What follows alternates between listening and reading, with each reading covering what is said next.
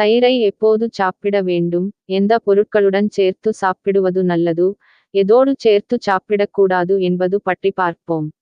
நாம் சில உணவுப் பொருட்களுடன் சில உணவுப் பொருட்களை வைத்து சாப்பிட்டால் விஷ உணவு என்னும் ஃபுட் பாய்சன் ஆகிடும். நம் வீட்டில் உள்ள பெரியோரும் இதை சொல்வதுண்டு. அதாவது தயிரில் உள்ள அதிக அளவு புரதமானது, பழங்கள் சாப்பிட்ட பின்னர் இது செரிமானத்தினை குறைக்கிறது. மேலும் ஒவ்வாமை போன்ற பிரச்சினைகளையும் ஏற்படுத்திவிடும். அதற்குக் காரணம் பழங்களில் உள்ள அமிலத்தன்மையாகும்.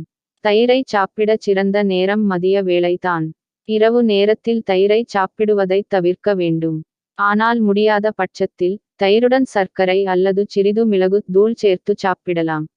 இதனால் செரிமானம் மேம்படும். பால், தயிர், மோர், நெய், வெண்ணெய் இவற்றுடன் வாழைப்பழம், கீரை போன்றவைகளை எடுத்துக் கொள்ளுதலை குறைத்து வேண்டும். ஏனெனில் இது செரிமானமாக அதிக நேரம் பிடிக்கும். அதிலும் இரவு நேரங்களில் கூடவே கூடாது என்னும் அளவு தடா போட்டு விட வேண்டும். முக்கியமாக தயிருடன் வாழைப்பழத்தை சேர்த்து சாப்பிடக்கூடாது. அதேபோல் தயிருடன் சீஸ் சேர்த்தும் சாப்பிடக்கூடாது. தயிருடன் நட்ஸ் சேர்த்து சாப்பிடவே கூடாது.